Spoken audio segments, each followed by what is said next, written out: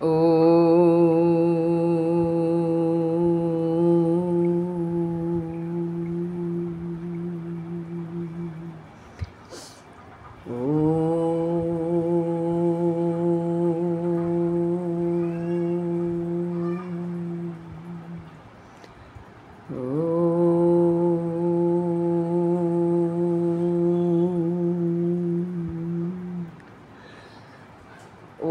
सहनाववतु सहनौ भुनक्तु सह वीर्यं करवावहै तेजस्विनावधीतमस्तु मा विद्विषावहै। ॐ शान्ति शान्ति शान्तिः। गुरुर्ब्रह्मा गुरुर्विष्णु गुरुर्देवो महेश्वरः गुरुरेव परं ब्रह्म तस्मै श्री गुरवे नमः। चिन्मयं व्यापि यत्सर्वं त्रैलोक्यं सचराचरं तत्पदं दर्शितं येन तस्मै श्री गुरवे नमः। तस्मै श्री गुरवे नमः। आता अध्याय 3 चालू झाला आहे आपला, त्यातला विभाग 1। आता या 3-4 सूत्रांमध्ये काय सांगितलं आहे,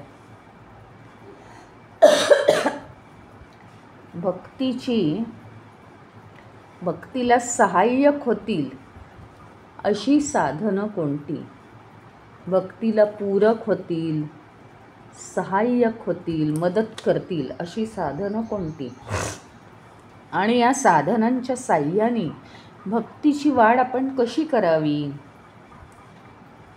हे आता या पुढच्या 3-4 सूत्रांमध्ये सांगणार आहे। तस्याः साधनानि गायन्त्याचार्याः, म्हणजे काय,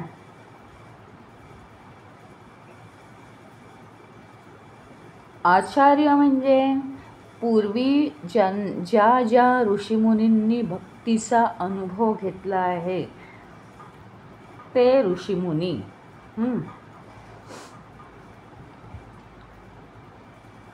तस्या साधनानि गायन्ति,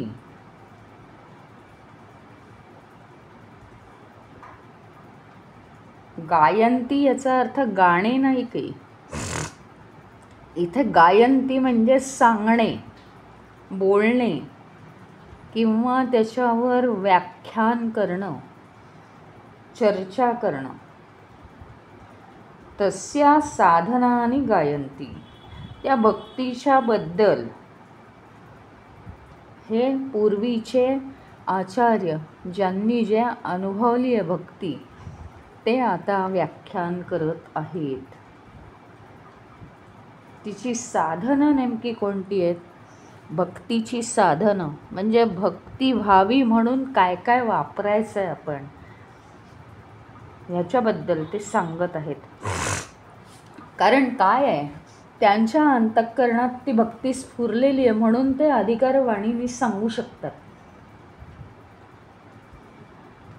म्हणजे आता सामान्य जो साधक आहे, त्या सामान्य साधकाच्या अंतःकरणात हळूहळू भक्तीचा अंकुर फुटायला लागतो की नाही, हळूहळू थोडं थोडं भक्तीचं ज्ञान त्याला व्हायला लागतं। म्हणजे आता आपल्याला खूप बरं वाटतंय, परमेश्वराचं अस्तित्व सारखं आहे, कारण विनाकारण आनंद होतोय, किंवा कुठल्याही अडीअडचणीच्या वेळी त्या अडचणीचा फारसा विचार न करता सोडवता आलं ते सोडवलं, नाही सोडवता आलं त्याच्याबद्दल विचार करत राहिलं, पण टेन्शन कोणतंही नाही आहे, अशा पद्धतीने जर अनुभव येत असेल तर भक्तीचा काहीतरी आतमध्ये आपल्या सुगावा लागलेला आहे। कारण भक्ती स्फुरित झाल्याशिवाय स्फुरल्याशिवाय आपल्याला हे सगळं इतकं सहज होत नाही। कारण का या देहाला प्रॉब्लेम आहेतच ना, प्रॉब्लेम सगळ्यांना आहेत, पण तरीसुद्धा त्याला फेस करण्याची ज्याच्या अंगात ताकद आलेली आहे, भक्तीमुळे आलेली आहे, तर तो फारसं त्या प्रॉब्लेम्सवर लक्ष देत नाही, सोडवायचे ते सोडवतो. इतरांसारखेच तो त्याची जी कुवत असेल तसे सोडवतो, कुवत नसेल तर सोडवत नाही. म्हणजे त्यात काही बदल नाही आहे. बदल एवढाच आहे की सामान्य माणसाला प्रत्येक गोष्टीचं टेन्शन येतं, चिंता वाटते, पण याला चिंता नाही वाटत. असंही नाही आहे त्याचं की मी काही करणार नाही, आता परमेश्वरच सगळं देईल मला. प्रयत्न करतो तो, पण सगळ्याचा मालक तो आहे, ईश्वर आहे. ही एक श्रद्धा असते. आता काय आहे, आचार्यांनी वेगवेगळ्या साधना सांगितल्या आहेत ह्याच्यासाठी.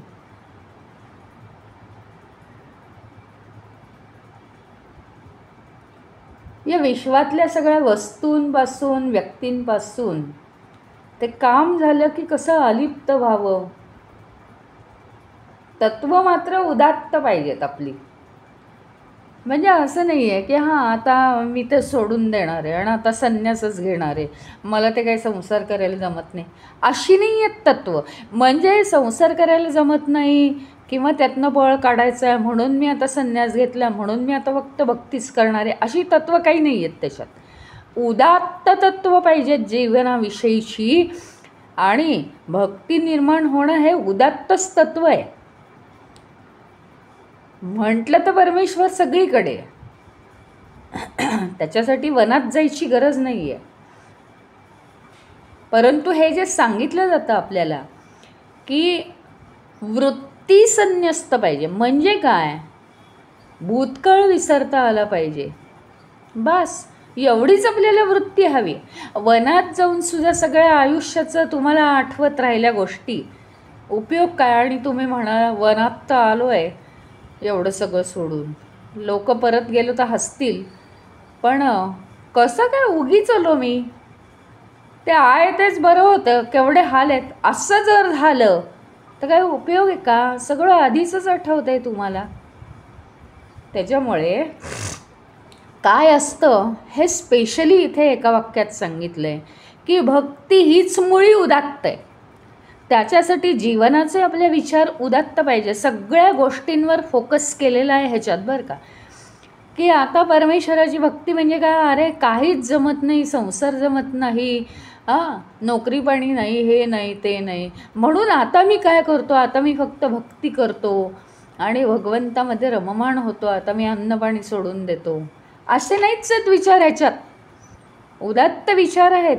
प्रथमतः आपल्याला देह आहे म्हणजे ते उत्तम प्रकारे संसार करायचा आहे. संसार याचा अर्थ पोटपाणी आणि जी काय गरज आहे, जो काही मांडला आहे संसार, तितकं सगळ्यांचं मिळून संसार करायचा आहे आणि तो उत्तम करून सतत बॅकग्राऊंडला भगवंत प्राप्तीचा विचार ठेवायचा आहे. याला म्हणायचं उदात्त विचार.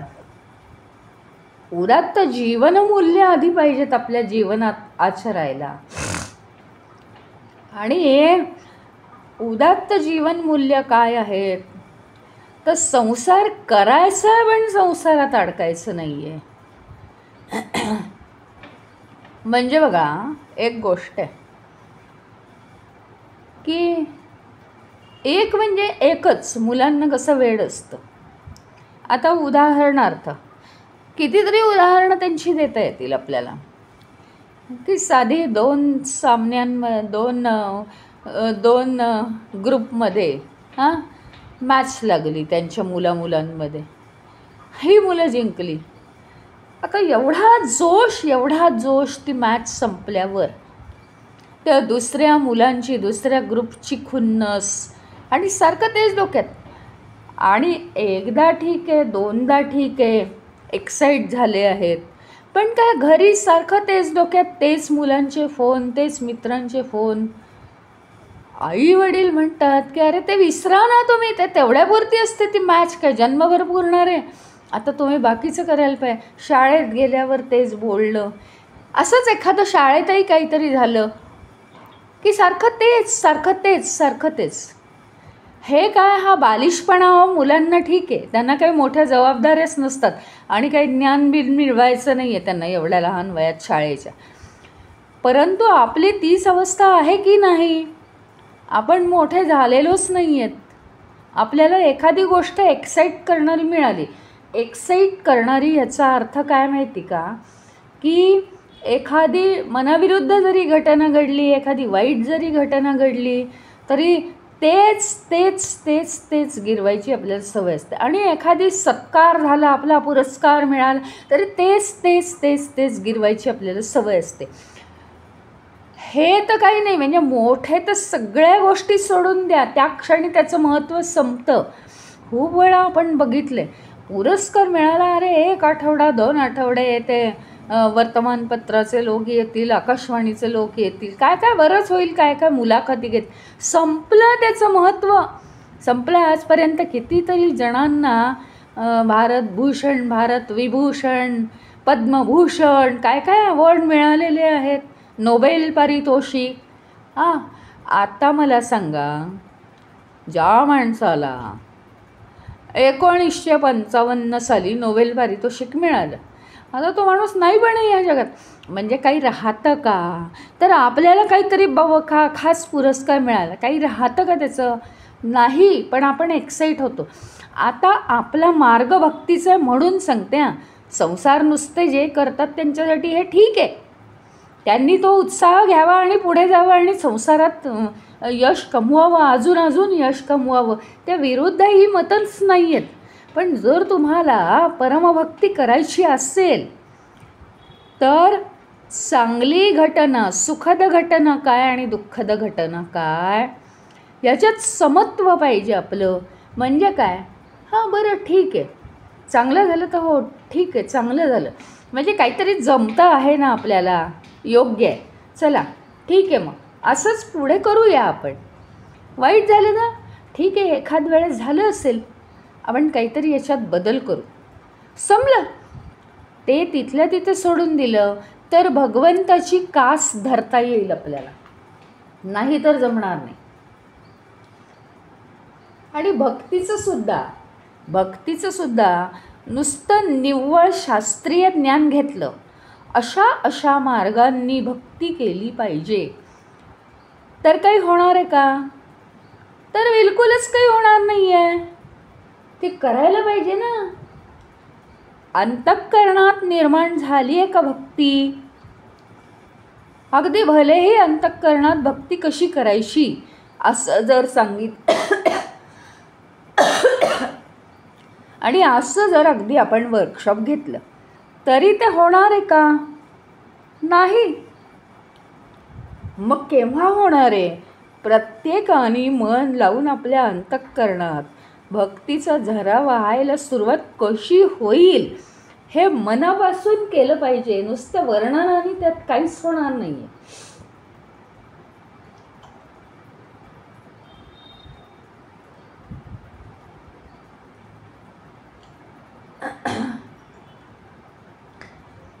ईश्वराशी तादात्म्य होण्यासाठी आपण आर्त स्वरात ईश्वराला हाक मारली पाहिजे.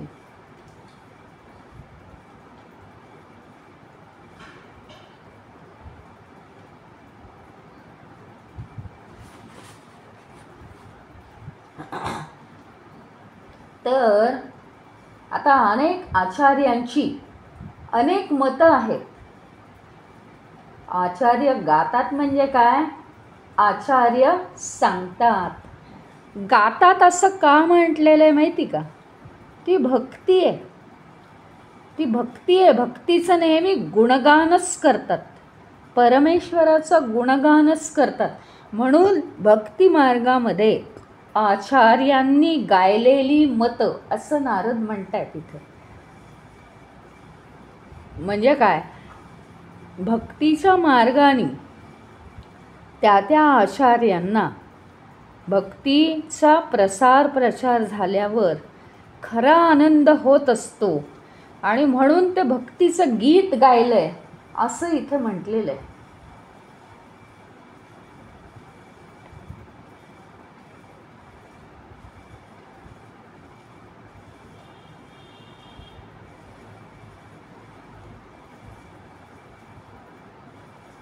आता ह्याच्या पुढच्या सूत्रामध्ये विविध साधन पद्धती ज्या आहेत आचार्यांनी सांगितलेल्या म्हणा किंवा भक्तीची विविध साधनं जी आहेत, भक्ती करण्यासाठी कशा कशाचा तुम्ही वापर करू शकता हे आता एक एक सांगतायत. तत्तु विषय त्यागात संगत त्यागाच्यो, इतकं महत्त्वाचं सूत्र आहे हे की सगळं आलंच म्हणजे आता काहीच नाही उरलं. बस एकुलतं एक सूत्र. तत्तु म्हणजे काय तर मग विषय त्यागात, विषयांचा त्याग. विषयांचा त्याग, विषय कशा कशाचे असतात? विषय हे नाव का दिलं आहे माहिती आहे का? विषय हे मी आणि माझं याच्याशी संबंधित असतात. नुसते विषय आहेत ना, आपल्याला सुख दुःख आकर्षण पराकर्षण काहीही करू शकत नाहीत. नुसते विषय म्हणजे नुसते वस्तू व्यक्ती ज्या आहेत. आता कोणतरी एक अमेरिकेतली बाई समजा, मी बघितली तिला, अजून बोलली नाही ती माझ्याशी, तर ती काय मला आकर्षण करू शकेल का? ती मला द्वेष उत्पन्न करू शकेल का? काही नाही. का मला तिच्याशी पळत जाऊन बोलावं असं वाटेल? नाही, काही हेच नाही आहे ना, काही ओळखच नाही आहे. आता एखादी वस्तू मी पाहिली. कोणची वस्तू पाहिली? कोणती तरी एखादी मोठी मशीन फॅक्टरीतली बघितली. आता ती फॅक्टरीतली एक मशीन आहे बरं का, आणि ती नवीन तयार केलेली आहे. मला काही आनंद होतो का? ती मी कधीतरी वापरणार आहे का मी त्या फॅक्टरीत काम करणार आहे का? मला काही इंटरेस्ट येणार आहे त्याच्यात? ह्याचा अर्थ काय? एखादा जो कंपनीचा डायरेक्टर असतो त्याला ती मशीन म्हणजे नाही आत्ताच्या आत्ता कोटी रुपयांची आहे का? तरी ठीक आहे, आत्ताच्या आत्ता कंपनीत आमच्या पाठवून द्या ही मशीन. इतकं तो खुश होतो की नाही, जगाच्या कॉम्पिटिशनमध्ये मी पहिलंच येईन, इतकी छान मशीन आहे. आणि तीच मशीन मी पाहिली तर मला काहीच होत नाही. याचा अर्थ एवढाच सिद्ध करायचा आहे की जगातल्या ज्या वस्तू आहेत कोणत्याही, त्या वस्तू आपल्याला आकर्षित करू शकत नाहीत. आपण जे म्हणतो हे वस्तूच किती आकर्षित करतात, ही माया आहे, ही माया आहे म्हणून मायेच्या नावाने ओरडायचं का? पण आमच्या हातात आमचे रिमोट्स नाही आहेत म्हणून का दुसऱ्यांच्या हातात? वस्तू तर काय आहेत? जड आहेत ना, वस्तू जड आहेत तरी त्या आम्हाला आकर्षित करतात. नाही, हा भ्रम आहे. जगातल्या वस्तू काय आणि व्यक्ती काय त्या आकर्षित करत नाहीत. पण आता हेच नाव आपण जर विषय वस्तू असं दिलं, विषय वस्तू कोणकोणत्या आहेत माहिती? वस्तू, व्यक्ती आणि घटना, हे सगळे विषय वस्तू आहेत. आमच्या मनात स्वतःशी रिलेटेड, स्वतःशी संबंधित विषय निर्माण करणाऱ्या वस्तू या 3 प्रकारच्या आहेत. एक वस्तूच्या स्वरूपात, एक व्यक्तीच्या स्वरूपात आणि एक घटनेच्या स्वरूपात. कोणतीही घटना, काही घडलं, चालू त्याच्याबद्दल चिंतन मनन हे ते सारखं तेच. आणि परत आणखीन काय म्हणायचं? अहो ते आमच्या मनातनं विसरलं जात नाही आहे. अरे म्हणजे काय? झाडाला बांधून तुम्ही घेतलं आहे, झाडाने तुम्हाला बांधलं नाही. तुम्ही गच्च मिठी मारून बसलात झाडाला, अशी गोष्ट आहे इंग्लिशमध्ये एक. त्याच्यामुळे तुम्ही सोडा ना झाडाला. तर इथे तेच सांगितलं आहे, आपल्याला काय करायचं आहे, विषय त्यागात, विषयांचा त्याग करायचा. आता विषयांचा त्याग करायचा म्हणजे बसलं, माझे विषय काय काय आहेत, मला कोणाकोणाबद्दल आकर्षण वाटतं, कोणकोणत्या वस्तूंबद्दल आकर्षण वाटतं, त्याचा आता मी त्याग करणार आहे, असा त्याग नाही होणार आहे. विषय त्यागात ह्याचा अर्थ, विषय त्यागात ह्याचा अर्थ कोणतेही आपल्या मनामध्ये विचार चालू झाले आणि कोणतेही विचार असतील, ते कोणतेही विचार असू देत, मग ते चांगले वाईट, हे बघा, विचार याच्यामध्ये थोडंसं आपल्याला डिफरन्शिएट करायला पाहिजे, भेद करायला पाहिजे. कोणता भेद? कारण ते तुम्हाला पटेलच असं नाही. कोणतेही विचार नाही म्हणते मी. काही विचार कसे असतात, आज संध्याकाळी ना 10 पाहुणे येणार आहेत, कसा स्वयंपाक करायचा, काय काय करायचं, कोणता मेनू करायचा, किती किती लागेल, किती किती प्रमाणात, जास्त उरायला नको, ही गोष्ट जास्त करू, ती गोष्ट कमी करू, हा जो विचार आहे आजच्यासाठी तो अर्जंट आहे. तो विचार एकदा केल्यानंतर पुन्हा पुन्हा ते घोळायला नको मनामध्ये. एक तर सिस्टीम काय करायची, लिहून काढायचं, नाही तर एकदा केलं की ते पक्क. अशा रीतीने आपण त्याचा विचार एकेका गोष्टीचा पक्का केला तर पाहुणे आणि स्वयंपाक ही गोष्ट ही आजच्या पुरती आहे की नाही, जन्मभर टिकणारी नाही आहे. काय करायचं आहे त्याचं एवढं रिपीट, म्हणजे काय आहे, आपल्याला आहे ना हे कळत नाही आहे की कोणत्या कप्प्यात काय ठेवायचं आहे, कोणत्या कप्प्यात काय ठेवायचं आहे. कोणत्याही कप्प्यात काहीही ठेवाल तर ते कसं सापडेल. मेमरीची एक सिस्टीम असते, जी गोष्ट कायम लागणारी आहे, आयुष्यभर आपल्याला लक्षात ठेवावी लागेल.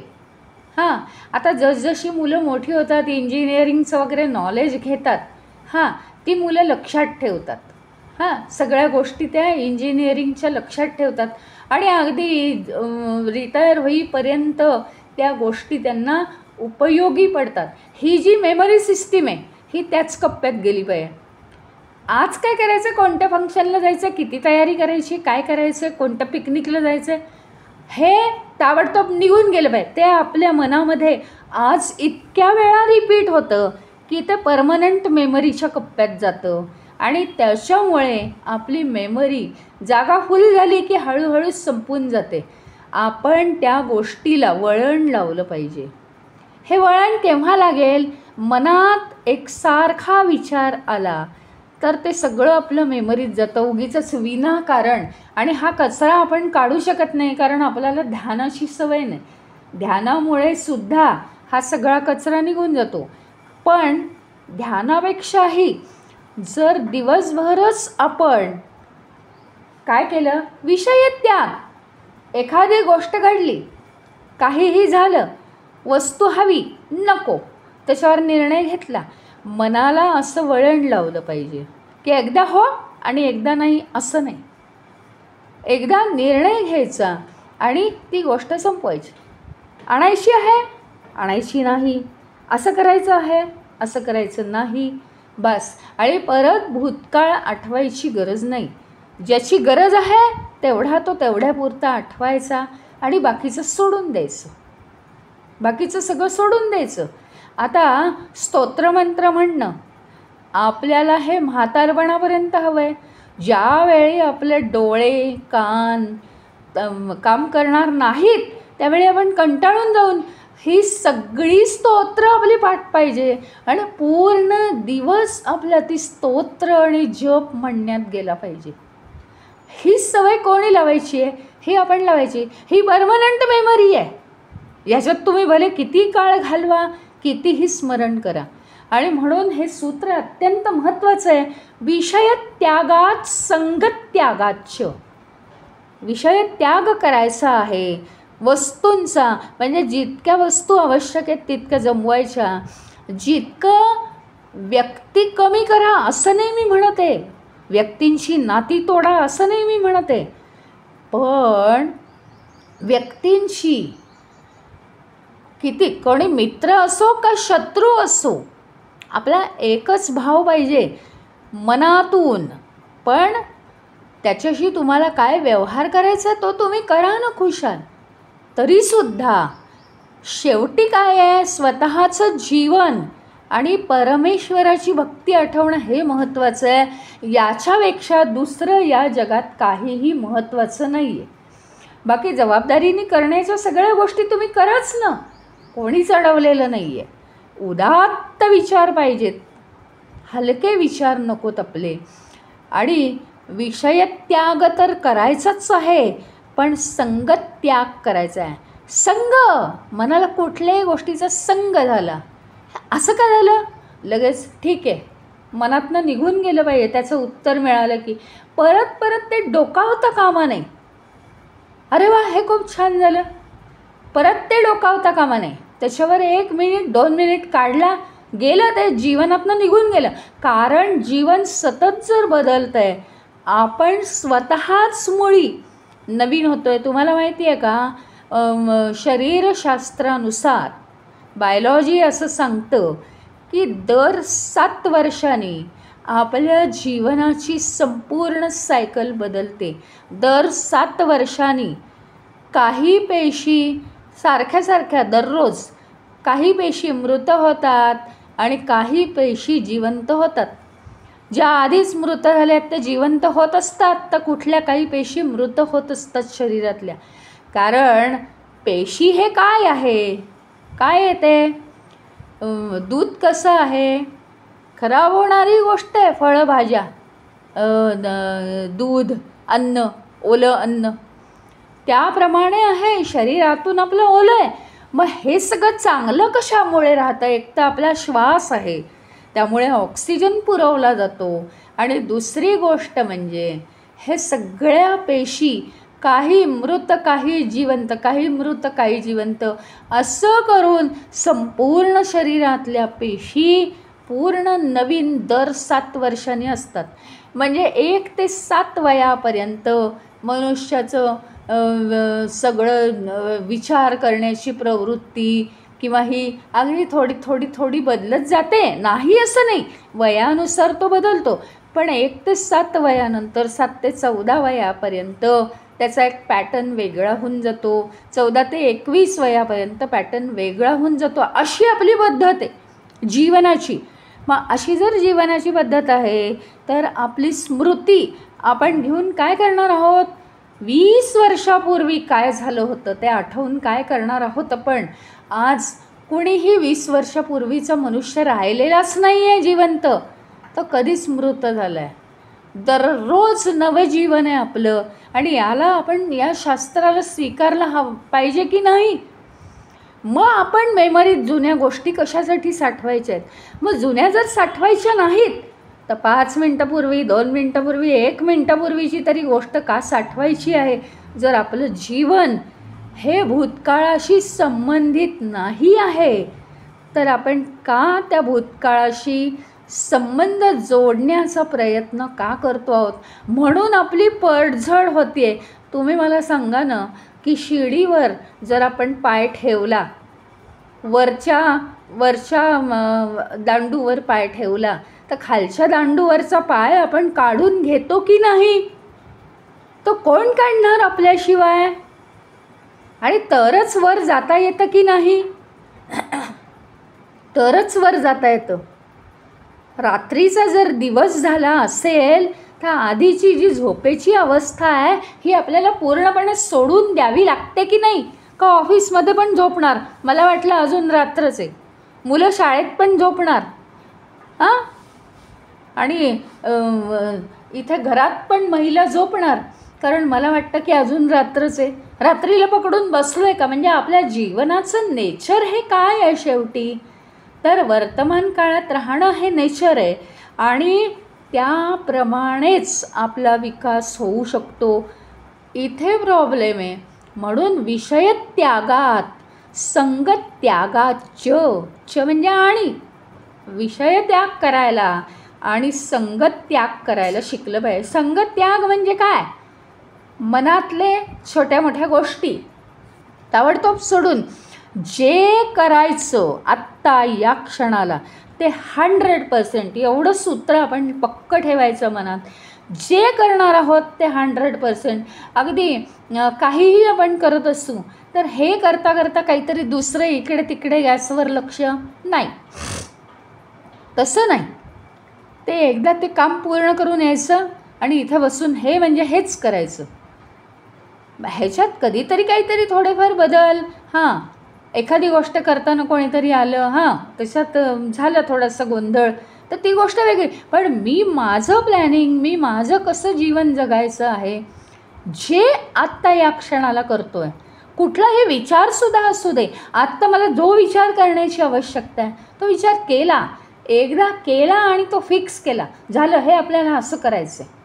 ही सवय आता आपल्याला लावली पाहिजे, म्हणजे आपल्याला भक्तीला पुष्कळ वेळ मिळणार आहे. आणि भक्तीचं काय विचार सारखे बॅकग्राऊंडला ठेवायचे आहेत हे तर आपल्याला नारदांनी सांगितलं आहे. पण विषयत्यागात संगत त्यागाच, विषय वस्तूंचा त्याग करायचा. आणि संगत त्याग ह्याचा अर्थ संग कशाचा असतो मनाला, आसक्ती असते एकेका विषयाची, तेच रिपीट, म्हणजे आसक्ती, चिकटलेलं असतो आपण एकेका विषयाला. त्याच्यामुळे हे अत्यंत महत्त्वाचं सूत्र आहे. आणि तरच आपल्या अंतःकरणात भक्ती निर्माण होईल. हे करून पाहू आपण. खरं तर बाकीचं तर सगळं जाऊच दे, आत्मविकास जर आपला व्हायचा असेल, म्हणजे समाजातली सुद्धा स्मार्टेस्ट व्यक्ती म्हणून तुम्ही प्रसिद्ध व्हाल. स्मार्टनेस येतो आपल्यात, कारण मेमरीत काही घाण नाहीच आहे. प्रत्येक गोष्ट जिथे आहे तिथे 100%. त्यामुळे आत्मविकास जर व्हायचा असेल तर त्याचे ही 2 रहस्य आहेत. एक तर आपल्याला अनासक्ती झाली पाहिजे, आणि दुसरी म्हणजे ईश्वराच्या ठिकाणी संपूर्ण शरणागती, ईश्वराची आसक्ती आणि विषय वस्तूंची अनासक्ती. हे जर झालं तर फार आपल्याला सोपं जाईल.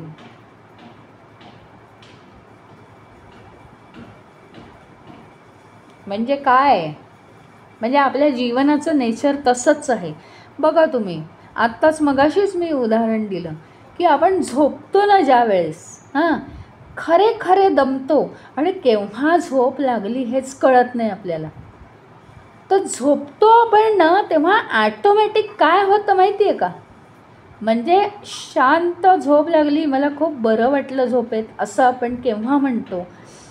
एक तर कॉमन उत्तर आहे याचं की स्वप्नबिप्न नाही पडली तर ठीक आहे, म्हणजे झोप छान झाली, गाढ निद्रा झाली.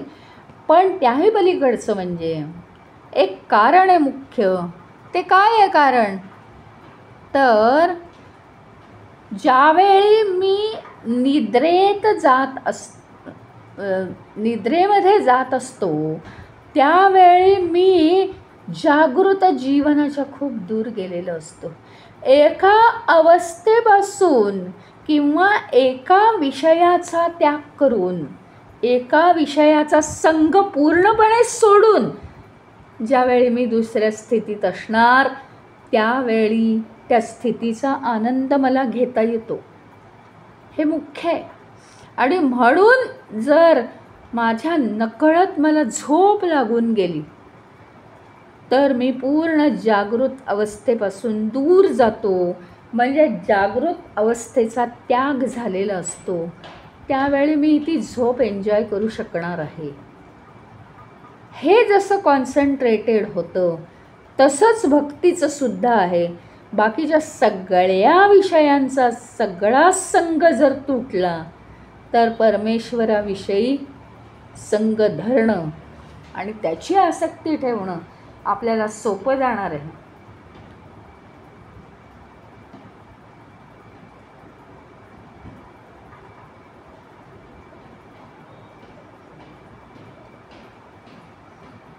आता ही विराग सगळ्याचा अर्थ एकच, त्या वस्तूंपासून दूर जाणं, त्या वस्तूंना अनुराग न ठेवणं, म्हणजे हे हवं ते हवं, याची आसक्ती त्याची आसक्ती असं न करणं. विराग, वैराग्य, विराग, विरक्ती हे येण्याचे कोणते भाव आहेत याच्याबद्दल नारदजी सांगतायत. काय आहे माहिती का, एक साधं सायन्स आहे, फिजिक्स आहे ह्याच्यात.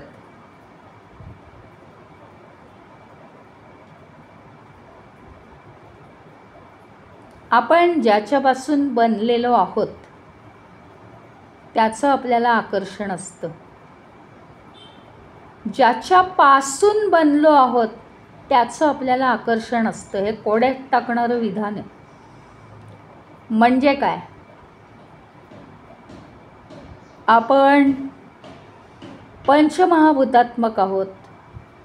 या जगातल्या वस्तू पंचमहाभूतात्मक आहेत आणि म्हणून या विश्वाचं आम्हाला आकर्षण आहे. पंचमहाभूतात्मक म्हणून आम्हाला या विश्वाचं आकर्षण का आहे ह्याची दोन कारणं. आम्हाला या विश्वाचं आकर्षण का आहे याची दोन कारणं.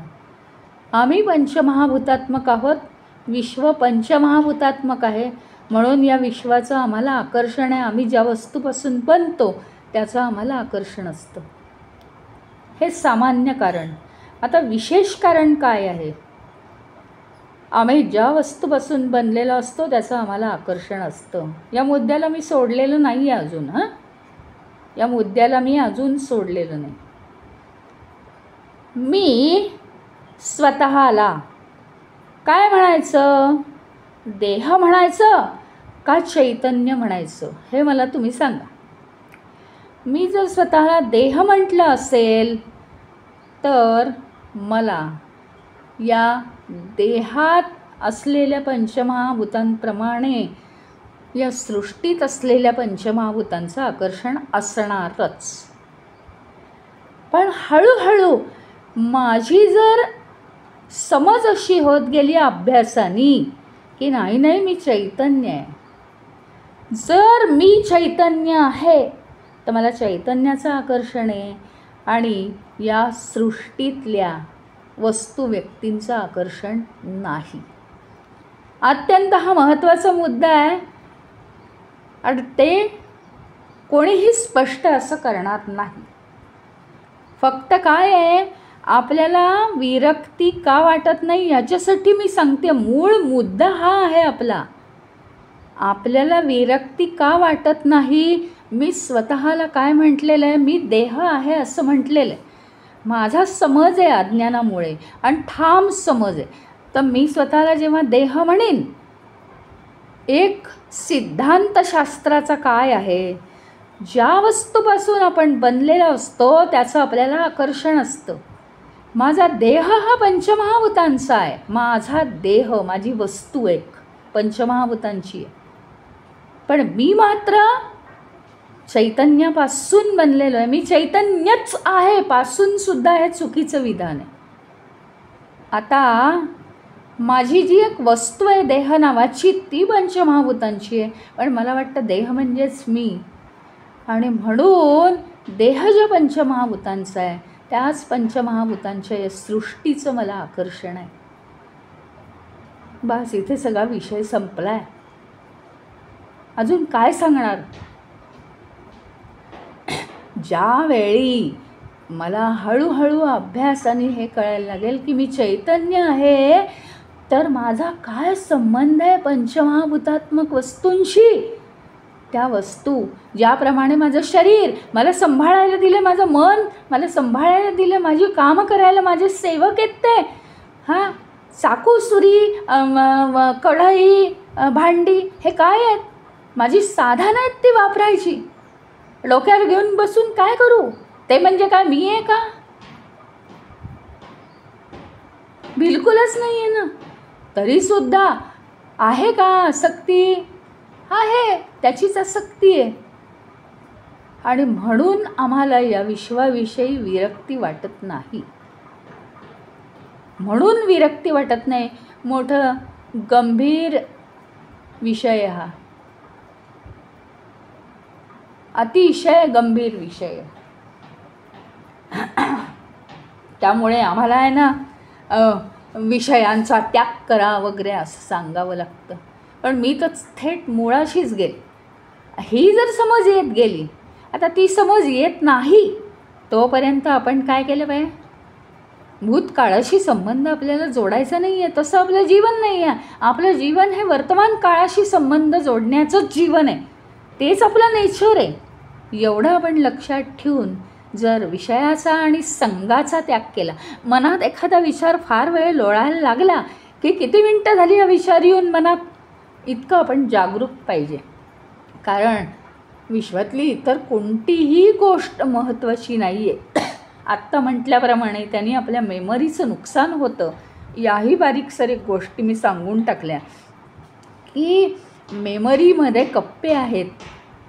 परमनंट मेमरीमध्ये आपण टेम्पररी मेमरीचं सुद्धा सगळं टाकून देतो आणि मग मेमरी संपते आणि आपण दिशाभूल होतो, आपण कन्फ्यूज होतो, गोंधळात पडतो. काहीतरी फालतू गोष्टी आठवतात आणि काहीतरी महत्त्वाच्या गोष्टी आपल्याला आठवत नाहीत. हे त्याच्यामुळे होतं. सगळा कचरा भरलेला असतो.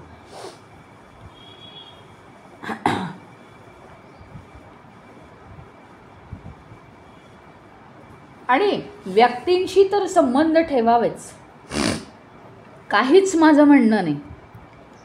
पण ज्याप्रमाणे वस्तूंविषयी आम्हाला जशी आसक्ती वाटू नये, त्याचप्रमाणे व्यक्तींविषयीसुद्धा खूप आसक्ती वाटते. म्हणून दुःख किंवा सुख आहेत. आसक्ती हे मूळ कारण आहे. आसक्तीमुळे आपण चिकटतो त्या वस्तूंना आणि हे पाहिजे म्हणजे पाहिजे आणि हे नको म्हणजे नको. अमक्या व्यक्तीने हे असंच वागलं पाहिजे आणि तमक्या व्यक्तीने तसं वागूच नाही आहे असं आपल्याला वाटायला लागतं. तर या सगळ्या आसक्तींचा आपण त्याग केला पाहिजे.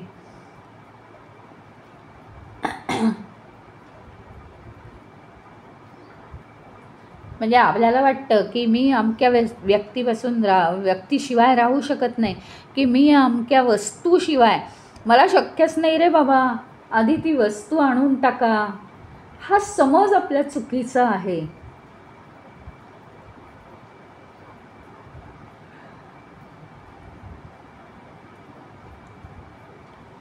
आणि हे का आहे सगळं, याचा जर शोध लावला तर सगळ्या अहम केंद्रित कामना, अहम केंद्रित इच्छा, सगळं मी आणि माझं याच्याशी जोडलेल्या ज्या इच्छा आहेत, म्हणून आपल्याला ही आसक्ती आहे.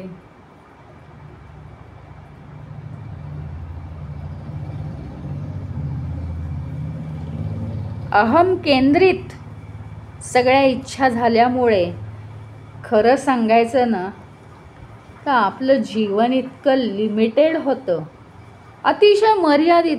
अरे मी सगळ्यावर अवलंबून आहे रे, हे झालं तर मला काही जमत नाही, लाईट गेले तर मला काही हे होत नाही. अरे लहानपणचं जीवन आठवा. आमचे जर लाईट गेले तर आम्ही सगळे शेजारपाजारची मुलं एकत्र बसायचो, सगळेजण पाढे म्हणायचो. तेव्हा पावकी निमकी होती, पावकी निमकी म्हणायची मोठमोठ्याने, अगदी आनंद होत आहे. रात्रीचे जर लाईट गेले, चला रे सगळे एकत्र बसूया, अंगणामध्ये बसूया सतरंजी टाकून. ते चांदण्याचाही आनंद घ्यायचा. म्हणजे कशा वाचून आमचं काही अडत नाही, बस हे असं आपण अगदी बालक व्हायला शिकलं पाहिजे. कोणत्याही अडचणींमध्ये जे काय आहे त्याचा आनंद, कशाचीही आपल्याला आसक्ती नाही आहे. हे मला असंच पाहिजे, नाही तर त्याच्याशिवाय मी जगूच शकत नाही, नाहीतर मग मला खूप त्रास होतो, असं होता कामा नाही. त्या चांदण्यांचाही आनंद घेतला, सगळे पाढे म्हणायचे. ते झालं की एकमेकांना मग सांग बरं हे म्हणजे काय, 8 पाव किती सांग लवकर, असं एकमेकांना कोड्यात टाकायचं. बस मजा यायची. आणि तेवढ्या वेळात लाईट येऊन जायचे, चला घरात, आनंदाने घरात. लाईट आलं की लाईटचाही आनंद झालं. काय आसक्ती आणि काय अनासक्ती. आसक्ती आणि अनासक्ती ही माणसाने निर्माण केली आहे. कारण बालवयामध्ये आपलं काय असतं माहिती का, स्वतःशी आपण काही जोडूनच घेत नाही. आपण एकदम मोकळ्या मनाचे असतो, निरागस असतो आणि आपलं सांभाळ आईवडील करत असतं. त्यामुळे आम्हाला काही विश्वाशी संबंध जोडायचा वेळच पडत नाही. ते आम्ही पुढे पुढे मोठे झाल्यावर शिकतो ते करायला. आणि जर अहमकेंद्रित विचार नसतील, मी आणि माझं याच्याशी संबंधित जर विश्वाला आपण जोडलं नसेल, तर आपण खूप सुखी असतो आणि उदात्त व्यक्तिमत्व तयार होतं आपलं. असं लिमिटेड व्यक्तिमत्व राहतच नाही. आणि काय असतं, जेव्हा आपण पूर्णपणे विरागी होतो, म्हणजे काय, विरागी होणं म्हणजे काय, सगळं सोडून देणं आणि संन्यास घेणं आणि वनात जाणं आणि जपजाप्य करणं हे नाही आहे. कुठल्याही गोष्टी आहेत तर त्याचा उपयोग करून घ्या आणि नाहीत तर ते सोडून द्या त्या काळापुरत्या. काहीही परमनंट नाहीच आहे इथे. काहीतरी येतं काहीतरी जातं. जे हाती लागेल ते करा, तेच तर आहे आपल्या जीवनाचं मर्म, बाकी काही नाहीच आहे. त्याच्यामुळे जर स्वयंपूर्ण झालो आपण, स्वयंपूर्ण व्हायला पाहिजे, कशावरही अवलंबून राहायला नको. जे अवेलेबल आहे त्यांनी करून घ्यायची आपली कामं. जे अवेलेबल आहेत त्यांनी जी कामं होणार आहेत तीच करायची त्यावेळेस. आणि असं जर केलं आणि कशातच अडकलो नाही, तर अहम केंद्रितच्या ऐवजी ईश्वर केंद्रित आपण बनून जाऊ. अजून या सूत्रावरती आपल्याला अनेक विचार मांडता येतील. ईश्वराविषयी सुरुवातीला आपल्याला आसक्तीच निर्माण व्हावी लागते. तुम्ही म्हणाला आसक्ती म्हणजे वाईट. अरे पण आसक्ती निर्माण होण्याच्या आधी ईश्वर आपला होईलच कसा. तुम्ही हे संसारामध्ये अनुभवलं आहे की आपल्याला जे मिळवायचं आहे त्याच्याबद्दल आधी विचार करावा लागतो, त्या दिशेने पावलं उचलावी लागतात आणि मग ते आपल्याला प्राप्त होतं. त्या अर्थाने ईश्वर प्राप्त करायचा आहे तो काय कायमचा प्राप्त आपल्याला अचानक काही होणार आहे का, नाही. आधी ईश्वराची आसक्ती, इतर कोणत्याही आसक्तीपेक्षा ईश्वराची आसक्ती उत्तम, पण तीसुद्धा कायम राहायची गरज नाही. बिना आसक्तीचं ईश्वर प्राप्त झालं पाहिजे, ही शेवटची स्टेज आहे.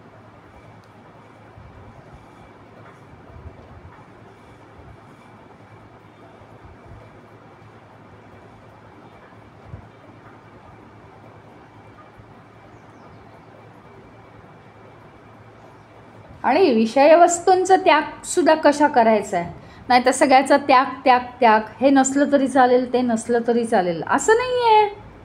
विषयवस्तूंचा त्याग म्हणजे काय आहे, विवेकाने करायचा आहे ना. आता तुम्ही म्हणाल अरे भूक नसली, भूक भागवली नाही तरी चालेल, विषयवस्तूंचा त्याग करायचा आहे. स्वतःला मी वळण लावतो, कशी काय तहान लागते बघूच बरं, कारण मला ईश्वर प्राप्त नाही, असं नाही आहे. विवेकाने त्याग करायचा आहे. ज्या गोष्टींशिवाय आपण जीवन नाही जगू शकत, किंवा आपल्यासाठी आज आपल्याला आवश्यक गोष्ट, एक उदाहरण देते मी. हे बघा, आपण मोबाईलशिवाय जगू शकतो, परंतु आजच्या काळात जिथे संपूर्ण जग मोबाईलवर चाललेलं आहे, लँडलाईन निघून गेलेले आहेत, आणि पूर्वी तर अगदी फोनची पद्धतच नव्हती. मग तो जर जमाना निघून गेलेला आहे आणि मला हा देह आहे, या देहाद्वारे जर मी जगात वावरत आहे, तर जगाबरोबर मला राहिलं पाहिजे. म्हणजे आजच्या तारखेला मला मोबाईल आवश्यक आहे की नाही, हा विवेक मला ठेवायचा आहे. का आता मी आज भक्तीचं लेसन शिकला म्हणजे हे सगळे मोबाईल घरातनं फेकून देतो, म्हणजे मग माझी भक्ती चांगली होईल, ती होणारच नाही चांगली. म्हणजे विषयवस्तूंचा त्याग करायचा आहे, हा विवेकाने करायचा आहे की आपल्या जीवनास अत्यंत आवश्यक काय आहे ते तर सगळं उपयोग. सगळी साधनं नाही आहेत का घरात, सगळी साधनं आहेत आपली. बातम्या कळाव्या म्हणून रेडिओ टी व्ही आहे ते का फेकून देणार का तुम्ही? नाही, जगाबरोबर तर राहिलंच पाहिजे. ह्याचा अर्थ विषयवस्तूंचा जो त्याग करायचा आहे तो मनातून झाला पाहिजे. बाकी सगळ्या वस्तू आहेत तिथे आहेतच. का टी व्हीचं आकर्षण नाही ठेवलं तर रात्री कोणी टी व्ही पळवून नेईल का? नाही, तो काही उशाशी घेऊन झोपत नाही. विवेकाने सगळ्याचा त्याग झाला पाहिजे. आणि आपण का धावपळ करतोय? हे सगळं वैश्विक सुख मिळवण्यासाठी धावपळ करतोय का? मग ते मात्र बरोबर नाही आहे. त्याचं कारण काय आहे? त्या वैश्विक सुखाने नाही सुख मिळणार आहे आपल्याला, ते हातातनं निसटून परत जाणार आहे.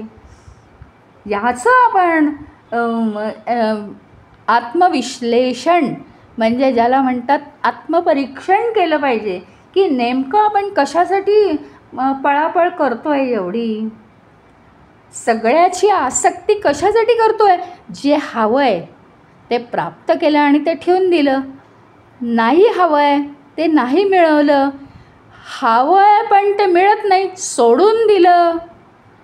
नको होतं पण ते मिळालं आहे, त्याचा वापर केला. कारण ईश्वर म्हणतो की तेच करा.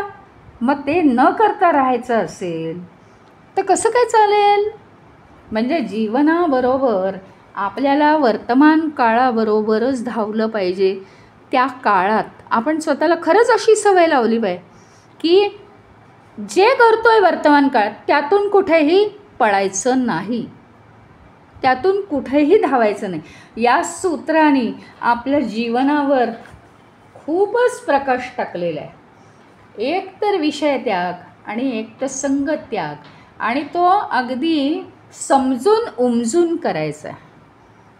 कुठेही रुळावरून गाडी घसरता कामा नये. आज आपण इथे थांबूया.